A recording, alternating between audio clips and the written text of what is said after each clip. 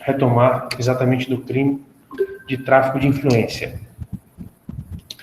Esse crime de tráfico de influência, infelizmente, vocês verificam que existem vários no Brasil, né? Infelizmente. E é importante até que vocês saibam desse tipo de crime para que vocês não venham a incorrer nesse crime de tráfico de influência. Então, o que seria o crime de tráfico de influência?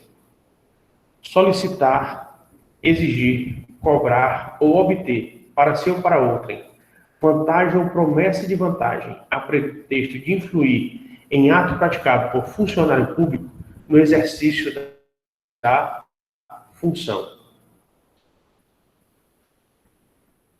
Pena de reclusão de 2 a 5 anos e multa.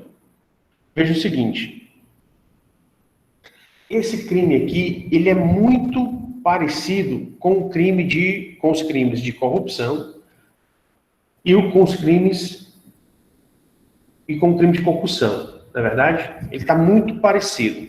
Qual é a diferença?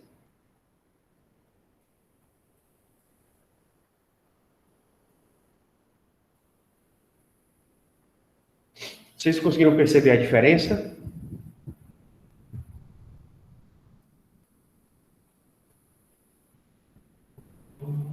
A diferença, ela repousa exatamente porque no tráfico de influência é uma pessoa fora da administração pública que pede para o funcionário fazer. Então, por isso que é o tráfico de influência. Uma pessoa de fora da administração pública pede ao funcionário para realizar essa atividade. Por quê? Se fosse feito pelo funcionário público, aí seria ou os crimes de concussão ou de corrupção. Como esse crime é de uma pessoa que está fora da administração, então aqui é de um particular. Mas esse particular, ele tem alguma relação especial com o funcionário público. Relação de parentesco, alguma relação de amizade, alguma relação afetiva, enfim. Ele tem algum poder sobre um funcionário público e aí ele se aproveita desse poder que essa pessoa tem sobre esse funcionário público para alcançar isso. E aí, para ele poder manobrar o funcionário público, essa pessoa de fora da administração, que tem esse poder sobre o funcionário público, é que realiza esses atos de solicitar, exigir, cobrar ou obter para ela ou para outra pessoa, quem ela indique, né, por isso para si ou para outrem, vantagem ou promessa de vantagem.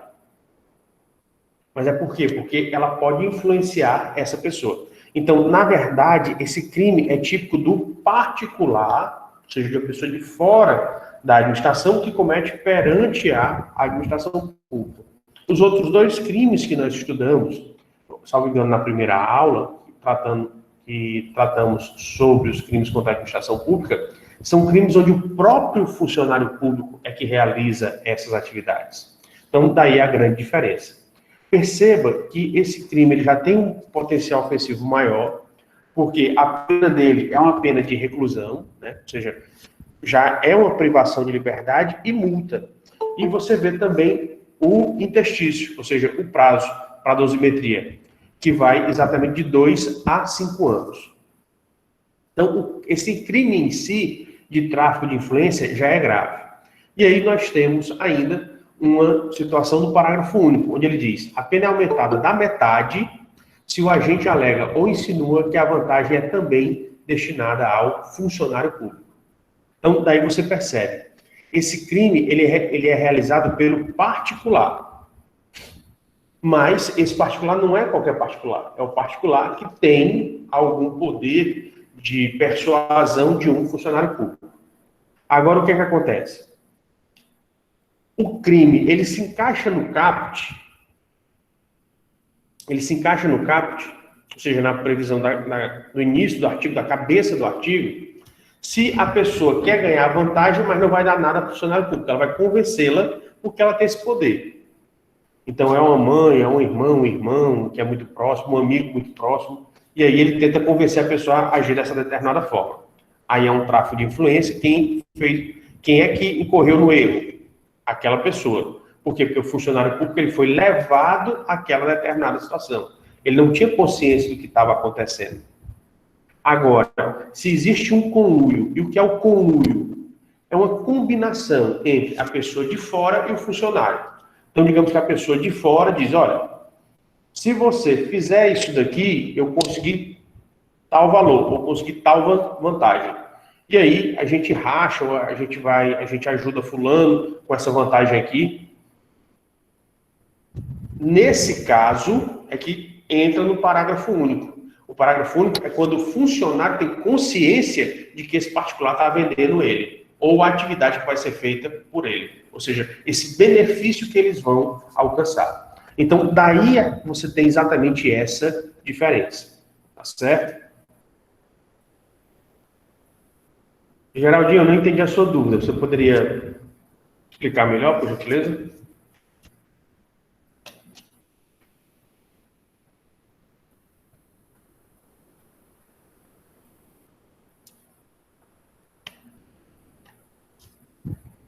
Você queria um exemplo? Muito simples. Você precisa de um determinado alvará. Você vai à prefeitura pedir um alvará na prefeitura e digamos que várias pessoas estão pedindo alvará e tem mais de 20 pessoas precisando do alvará. E a pessoa responsável está doente, então não está saindo nenhum alvará. E aí você conhece a mãe desse funcionário, vai na mãe e pede à mãe para que o funcionário faça isso. Se você pede à mãe e a mãe pede à pessoa, e você promete à mãe, ó, faça isso daqui que eu lhe dou um agrado. Sei lá, você leva uma cesta de café da manhã, você dá dinheiro, promete uma quantia de dinheiro, enfim, qualquer vantagem que seja. E a mãe pede ao funcionário, e o funcionário volta, e o primeiro alvará que ele despacha, tem mais de 20 na sua frente, é o seu. Aí ocorreu o tráfico de influência. Se a mãe chegar para o filho, que é um funcionário, e dissesse, olha, isso daí é a previsão do CAPT. Disse, olha, o fulaninho vai pagar R$1.000. Eu vou fazer o seguinte, eu fico com 500, tu fica com 500. Nesse caso aí é do parágrafo único. Por quê? Porque ocorreu uma combinação entre a mãe e o funcionário. Então, por isso que você tem a situação. Ah, e o funcionário, o que foi que aconteceu? O funcionário ele não cai no crime de tráfico de influência. Quem cai no crime de tráfico de influência é a mãe. Quem cai, o funcionário vai cometer outro crime, que é o crime de corrupção. Certo? Então tem exatamente essa diferenciação. Tá certo?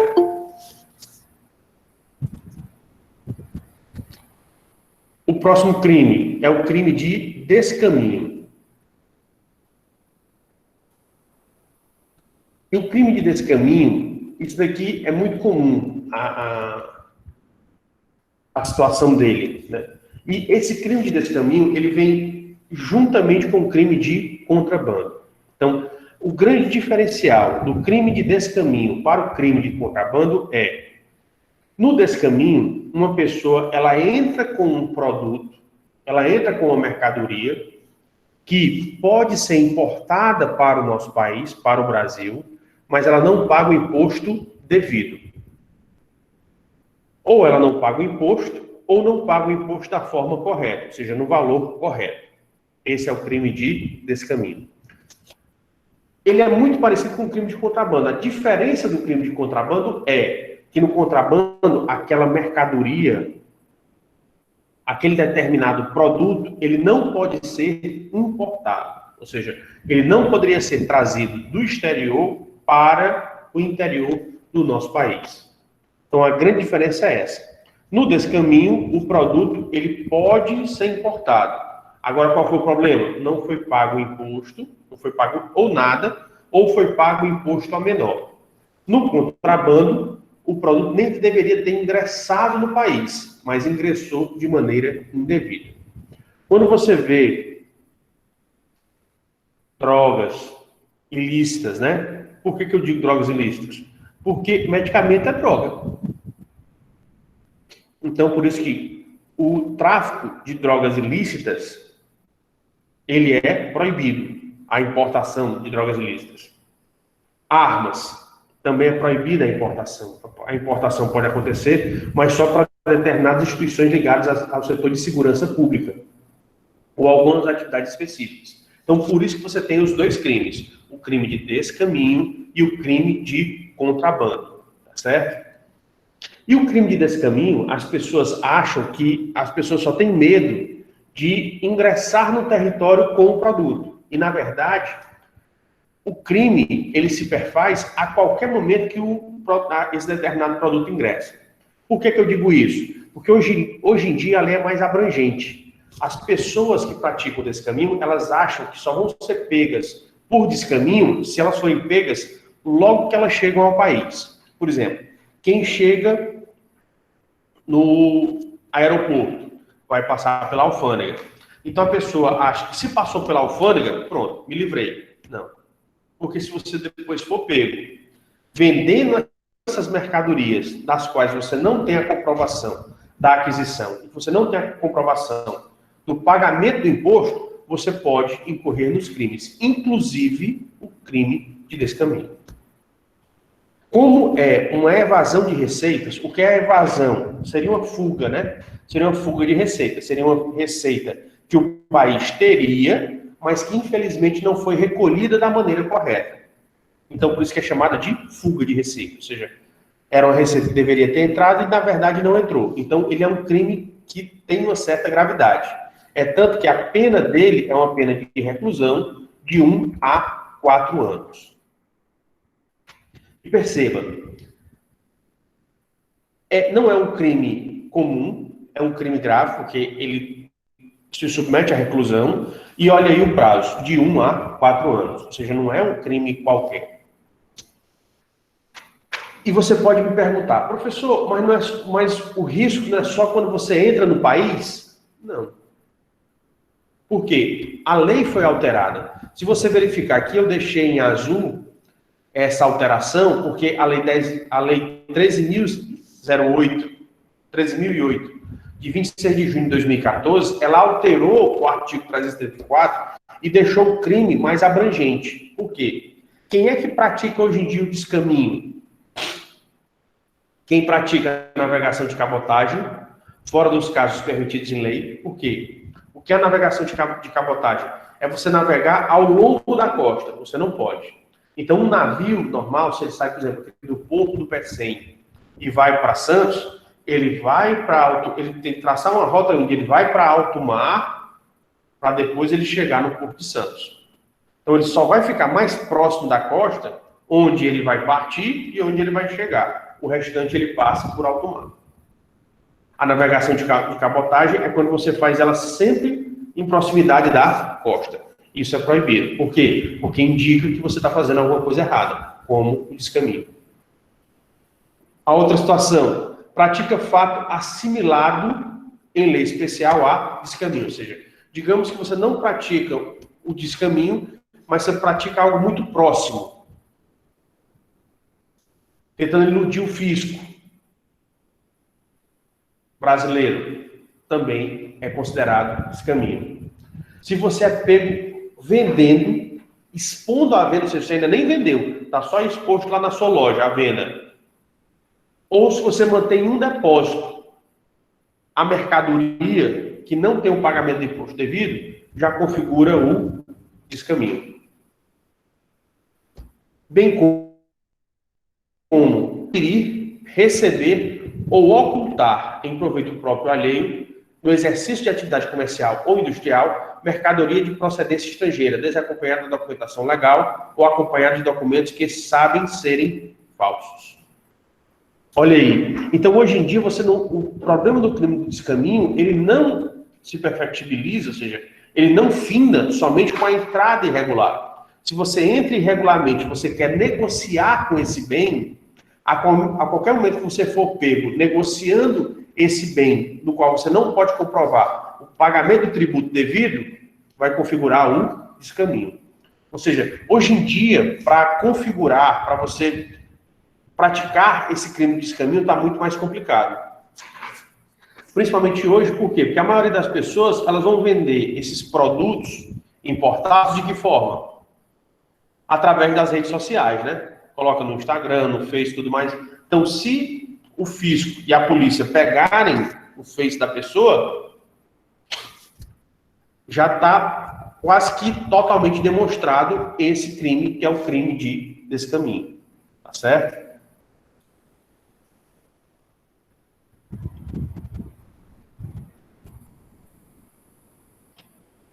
Yasmina, você vai ver, ó, o que é o crime de descaminho? Iludir no todo ou em parte. Por que ele diz no todo ou em parte? Porque muitas vezes a pessoa, para driblar o fisco, ou seja, para querer enganar o fisco, ele paga uma parte do imposto, ele não paga todo o imposto. Mas aí o que acontece? Se a fiscalização for verificar o bem e verificar o valor do bem, ela vai verificar que o imposto que foi pago pelo bem não é o valor correto. Então configura o descaminho. Por isso que o descaminho está no pagar, iludir no todo ou em parte. Ou seja, se ele não paga ou não paga tudo aquilo que ele devia, configura o descaminho. No pagamento de direito ou imposto devido pela entrada, pela saída ou pelo consumo de mercadoria. Então, aqui perceba que o problema não é o produto. O problema aqui no descaminho foi o pagamento do imposto, que ele não foi feito da forma correta. No contrabando, a gente vai ter essa diferença. Importar ou exportar mercadoria proibida. Então, enquanto no descaminho o problema foi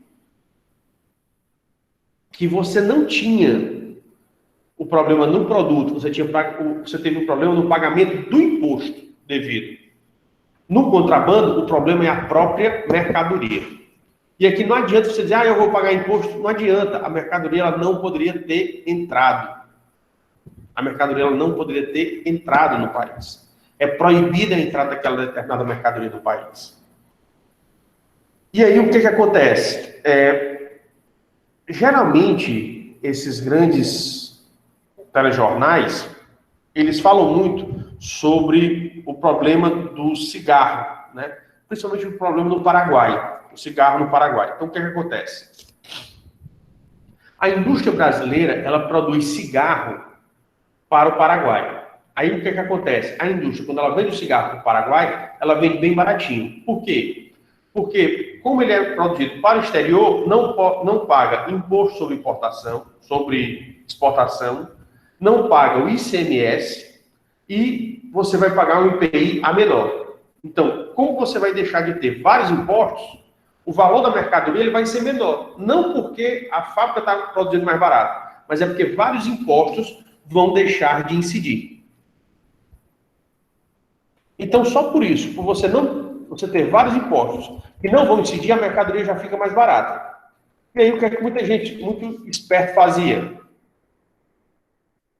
Empresas paraguaias vendiam, compravam do Brasil, quando chegava lá, eles vendiam para brasileiros, bem mais barato, e os brasileiros entravam no país com um produto bem mais barato, produzido aqui no Brasil, por algumas empresas de cigarro. Isso daí é proibido, porque aquele produto que foi feito para exportação, ele não pode mais ser importado. É proibida a importação dele. Então, quando as pessoas elas compram os produtos que foram produtos brasileiros que já foram exportados, a importação deles é proibida. Então, quando as pessoas compram esses brasileiros que pegam o produto do Paraguai e trazem de volta para o Brasil, eles estão cometendo não um crime de descaminho, eles estão cometendo um crime de contrabando.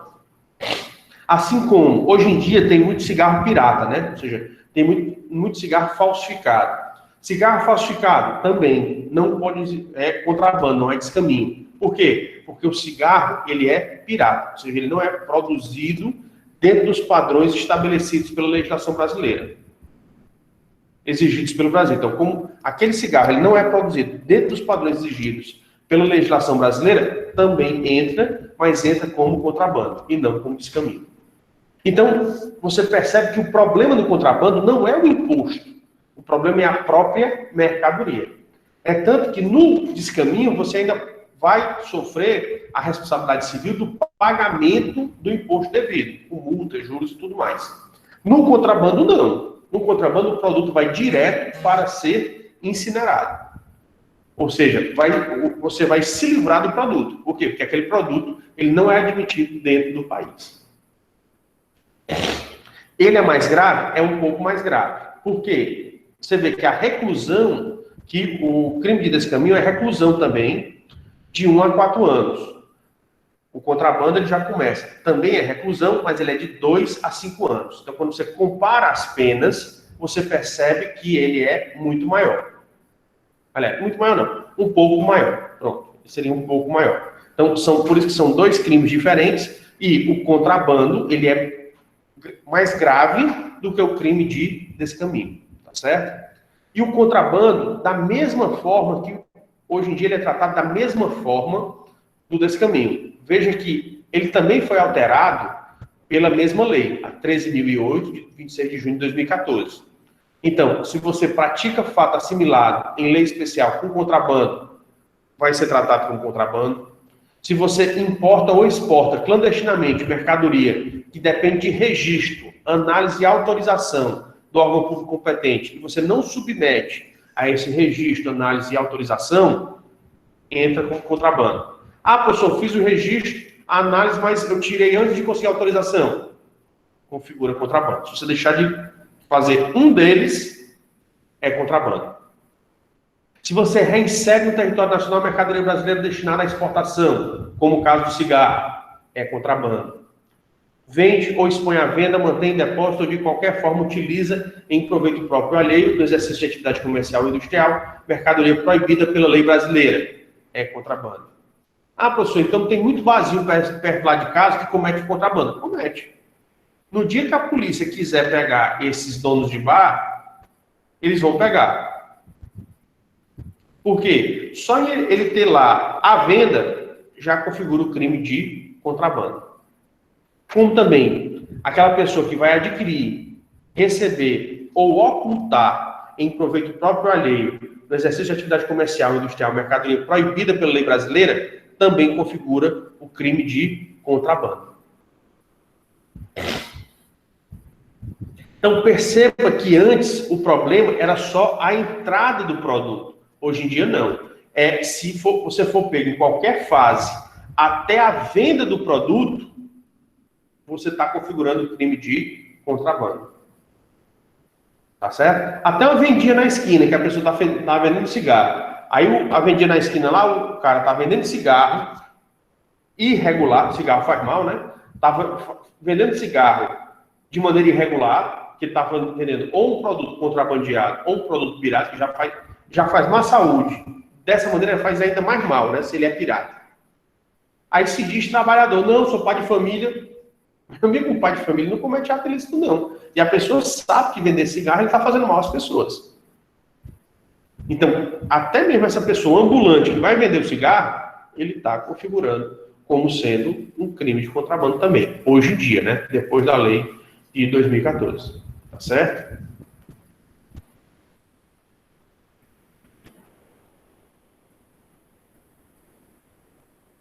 Andressa, isso vale para qualquer imposto. Não, aliás, no caso do descaminho, é quando é a entrada do produto no país. O restante dos tributos, a gente vai ver um outro crime, que é o crime de sonegação fiscal. Você não pagar. Então, os outros tributos que você não paga devidamente, aí você pode incorrer em outro crime, que é o crime de sonegação fiscal. Aqui é da entrada do produto no território nacional sem pagar o imposto devido. Mas ainda existe, para quem não paga o tributo corretamente, o chamado crime de sonegação fiscal. Certo? Ainda tem um crime de sonegação fiscal que a gente vai ver um pouquinho mais na frente. Depois que a gente resolver esses dois aqui, a gente ainda vai ver o crime de sonegação fiscal. Certo? Aí vale para qualquer outro tipo de imposto, não só esses de ingresso.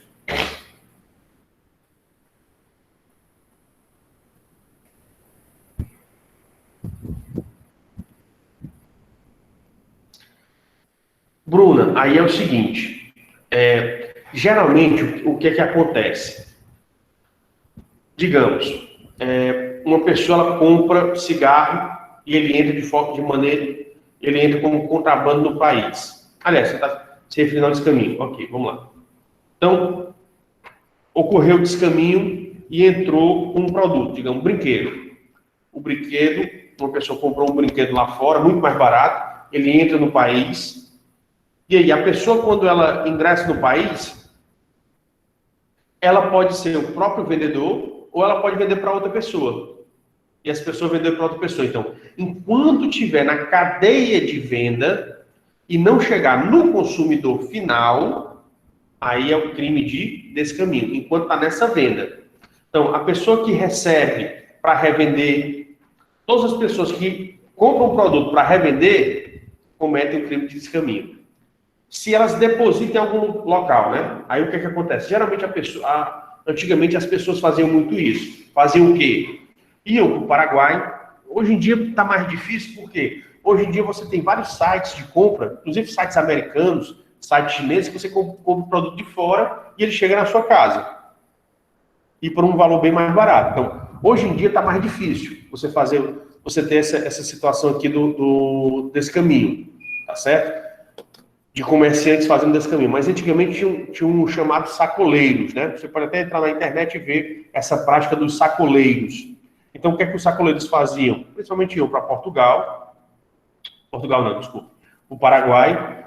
Depois, os sacoleiros ficaram mais chiques, né? Iam exatamente para os Estados Unidos e traziam os produtos dos Estados Unidos. Pois bem, quando ele trazia muito produto dos Estados Unidos, e ele tinha que deixar em algum canto. E aí o que acontece? Geralmente a pessoa não tinha casa, morava na casa dos pais, deixava na casa dos pais para vender esses produtos. Então, hoje em dia, a pessoa que vende e a pessoa que aceita fazer o depósito, ou seja, deixar a guarda aqueles bens para depois serem revendidos, se a pessoa tiver ciência que aqueles bens estão à venda e foram produto desse caminho, ela também incorre no crime de descaminho. Só que ela não vai incorrer, ou seja, ela não vai ser considerada como sendo a pessoa que pratica o descaminho. Ela é considerada um comparsa, né? Uma pessoa que contribui para que o crime seja praticado. Mas, em todo caso, ela vai ser também apenada, ou seja, ela vai sofrer processo e ela vai sofrer uma sanção. Uma pena menor, mas ela também vai sofrer. Por quê? Porque ela está contribuindo para o crime. Certo? E o artigo, hoje em dia, ele também fala a pessoa que deixa para depósito, né?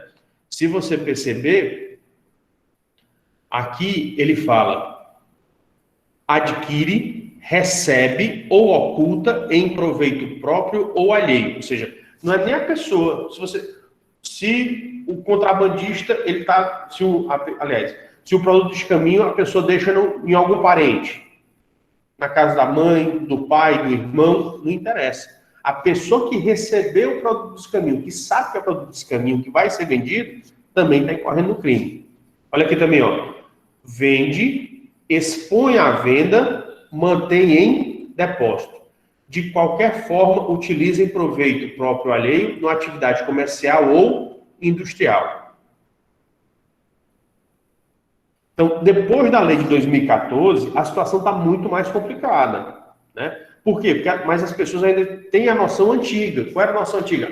Eu não posso ser flagrada entrando com o bem. Hoje em dia, não. Tanto faz você ser flagrada entrando com o bem ou exercendo qualquer prática que contribua para a venda daquele determinado bem. Que contribua para a comercialização daquele bem, fruto ou oriundo do descaminho. A pessoa que compra pode configurar outro tipo de crime, mas o crime de descaminho ela não passa, tá certo? Ela não se submete ao crime de descaminho, tá certo?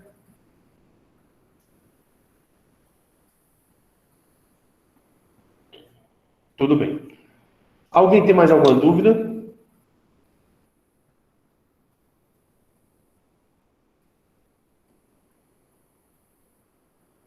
Tá todo mundo compreendendo?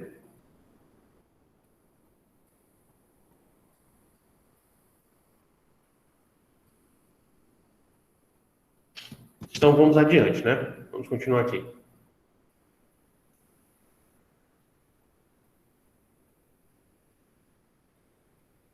Pronto. Aí nós chegamos no crime de sonegação. E aí o crime de sonegação é exatamente o que a Andressa falou, né? Aqueles crimes são oriundos exatamente desses produtos que chegam no país e não pagam o imposto devido.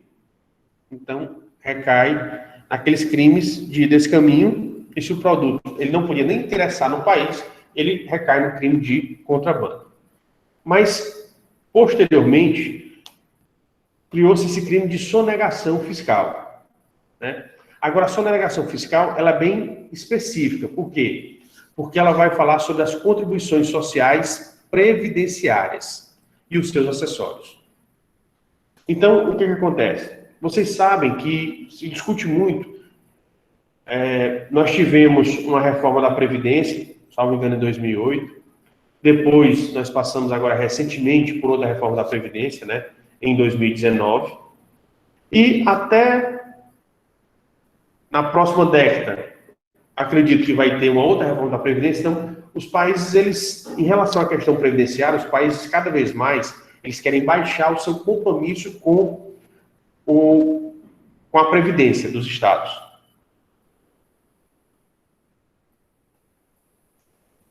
Ou com a Previdência Social. Então, isso é fato. Os países estão cada vez mais colocando obstáculos, colocando empecilhos a remunerar a Previdência Social. E o que acontece? Os empresários também, muitas vezes, o que é que eles faziam? Eles recolhiam a parcela do empregado no que diz respeito à contribuição previdenciária, eles recolhiam, eles descontavam os salários deles, mas não repassavam ao governo. E isso ajuda no rombo. Não estou dizendo que isso daí é que vai gerar o rombo. Não estou dizendo isso. Eu estou dizendo que vai ajudar a gerar o rombo da Previdência. Então, as pessoas dizem, o rombo da Previdência é só do governo, é só de setor tal. Não. O rombo da Previdência, ele é do governo, todas as esferas. Federal, estadual, municipal, distrital. Dos empresários, que muitas vezes não pagavam direito, ou têm dívidas enormes com o governo e não pagam. Também dos empregados, porque eles fazem as atividades e não se regularizam perante a Previdência e não pagam perante a Previdência. Então, as pessoas, elas tentam sempre achar um culpado, né? A pessoa sempre tenta achar o culpado. Mas ninguém percebe a parcela dela de culpa naquela determinada situação. Ninguém percebe a sua parcela de culpa. Sempre querem colocar a culpa em quem? No outro. Nunca a culpa é dela. O grande problema que nós temos é exatamente esse. Porque as pessoas, elas veem culpa em todo mundo, menos nela mesma. E todos nós temos uma parcela de culpa. Então, baseado nisso, para tentar acabar com esse descalabro, para tentar acabar com esses problemas que são vistos na Previdência Social, é que se criou esse crime de sonegação. O crime de sonegação, ele é voltado exatamente para as contribuições previdenciárias. Ou seja, aquilo que deveria ser pago e deveria ajudar a remunerar a Previdência Social do país. Seja essa previdência pública ou privada. Por isso que diz, suprimir artigo 337-A. 37A por quê? Porque ele só veio a ser incluído no Código Penal em 2000, por essa lei, a Lei 9.983/2000. E aí o que é considerado o crime de sonegação? Você suprimir ou reduzir contribuição social previdenciária e qualquer acessório mediante as seguintes condutas. Só para você entender, o que é suprimir? É você não pagar. Suprimir é não pagar.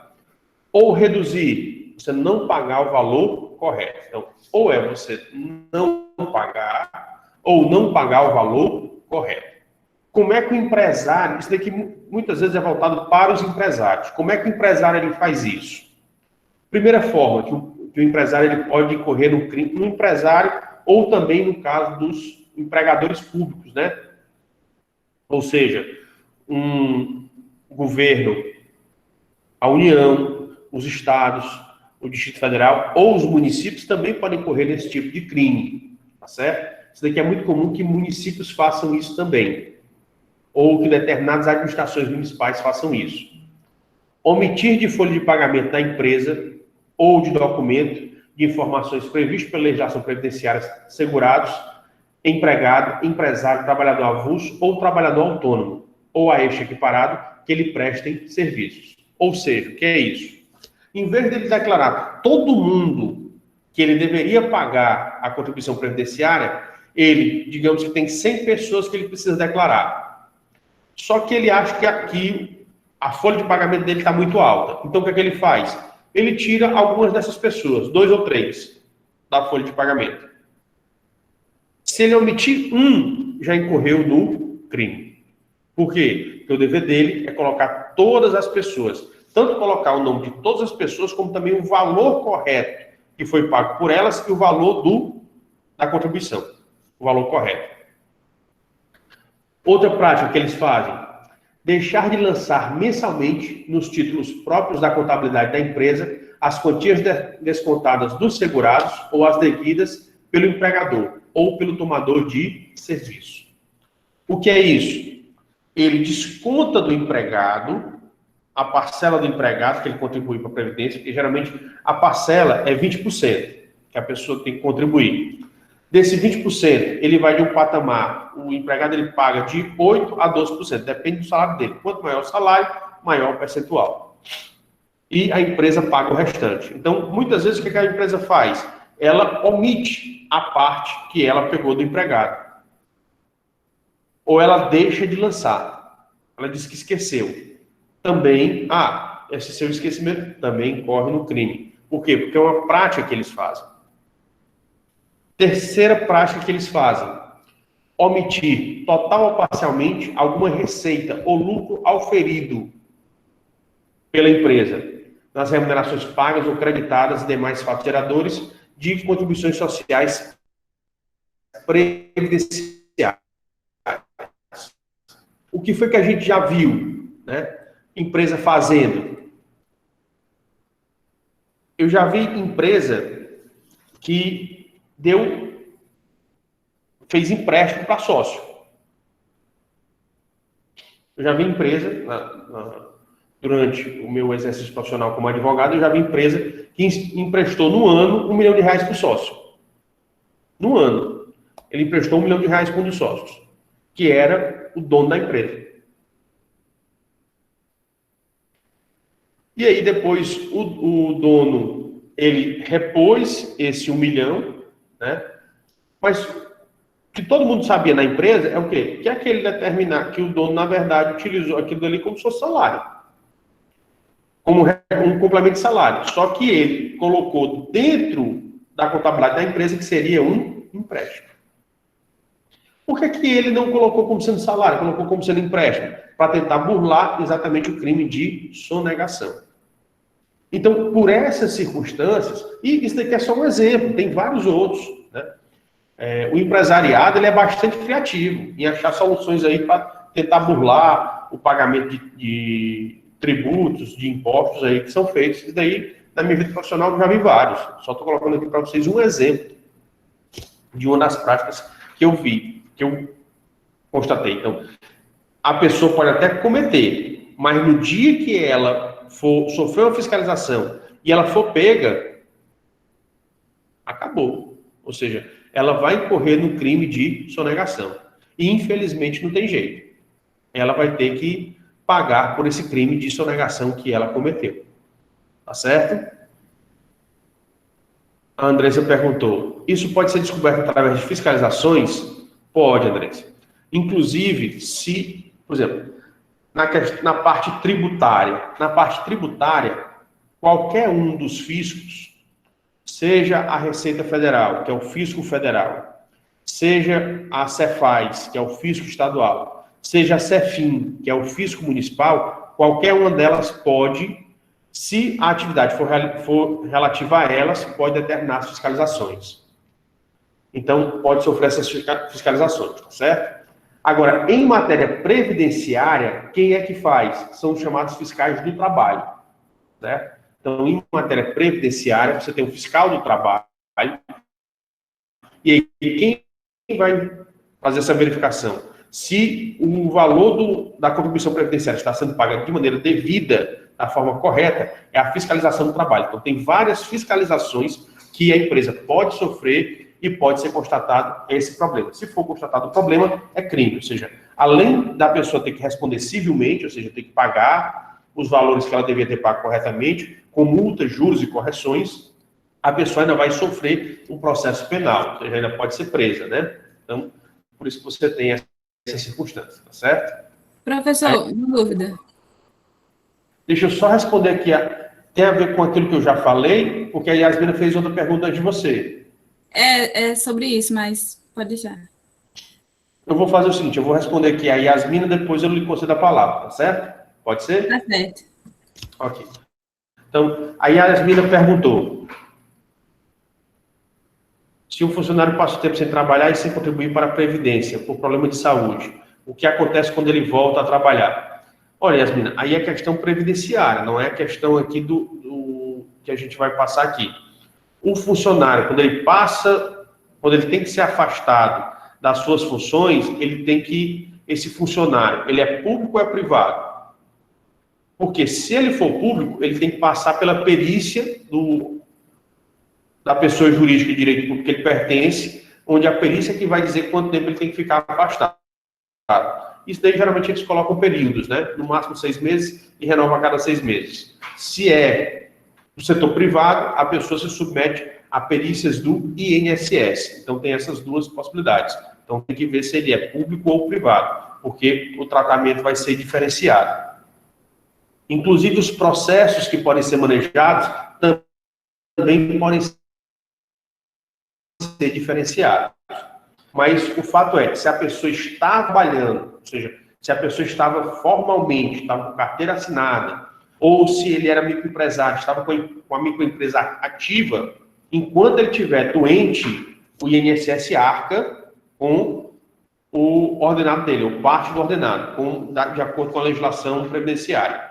Quando ele retorna, aí ele vai voltar às suas atividades. Então, tem que ver. Se essa pessoa era informal, por ser informal, o Estado ele não vai prestar qualquer auxílio, né? Porque o nome está dizendo, ele é informal, ou seja, ele está longe da formalidade, ele não foi formalizado. Ele é como se o Estado ele não conhecesse, porque a pessoa ela é informal, ou seja, ela não está formal, tá certo? Aí, infelizmente, a própria pessoa vai ter que arcar. Então, nessa situação, tem que averiguar muito a situação da pessoa. Só que, nesse momento, eu não posso lhe responder. Por quê? Porque no caso aí seria uma questão de direito previdenciário e não de direito administrativo, que é exatamente o momento que a gente está estudando, tá bom? André, você pode perguntar. De nada. Nessa questão de folha de pagamento, eu sei que tem empresas de contabilidade que faz isso, né, geralmente para as empresas. Aí, se por acaso, assim, pode ocorrer da empresa de contabilidade errar e cometer esse crime, se nesse caso, quem pagaria? O dono da empresa que contrata o serviço da contabilidade ou a empresa de contabilidade? Aí tem uma circunstância que é o seguinte. Antigamente, o que acontecia? Os empresários faziam muitas coisas erradas e a contabilidade maquiava esses erros dos empresários ou esses crimes dos empresários. E o que foi que se constatou? Que, na verdade, os contadores ou as empresas de contabilidade, os escritórios de contabilidade, estavam sendo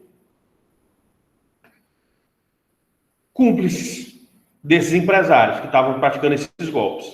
Então, o que é que hoje em dia você tem? Você tem que o contador ele tem uma responsabilidade solidária. E aí o que acontece? Se o empresário ele comunica ao contador o erro e o contador maqueia o erro sabendo que é erro, o contador pode ser chamado à responsabilidade. Certo? Mas quando o contador ele sabe do erro. Então o empresário diz, olha, meu contador, eu tenho aqui 100 funcionários, aliás, eu tenho 80 funcionários, tenho 10 prestadores de serviço e eu tenho mais tantas pessoas autônomas aqui que me prestaram algum serviço e eu vou ter que pagar eles. Só que eu não tenho dinheiro para pagar toda a contabilidade. eu só tenho um valor X, quanto é que eu vou declarar? Nesse caso, se o contador chega e diz, ó, então você tem que declarar tantos, o contador, ele é cúmplice. E aí ele vai ser responsabilizado. Ele pode ser suspenso do CRC, ele pode até perder o CRC, depende do tipo de problema, né? Eu não posso fazer um julgamento genérico, ele tem que ver cada caso a caso. Mas, se o contador, ele recebe a documentação e declara a documentação que ele recebeu e ele não sabe, aí não tem problema nenhum.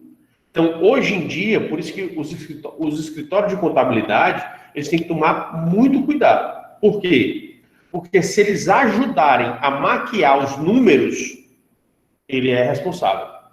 Se ele simplesmente recebe a documentação fraudada do empresário e declara corretamente a declaração que foi fraudada, ou seja, os documentos fraudados.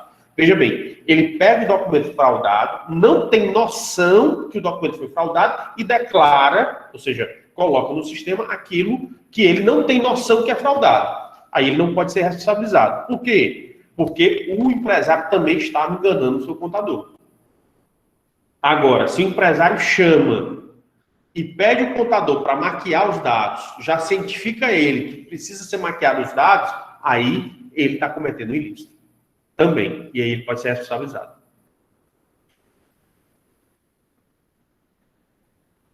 Respondida a sua pergunta?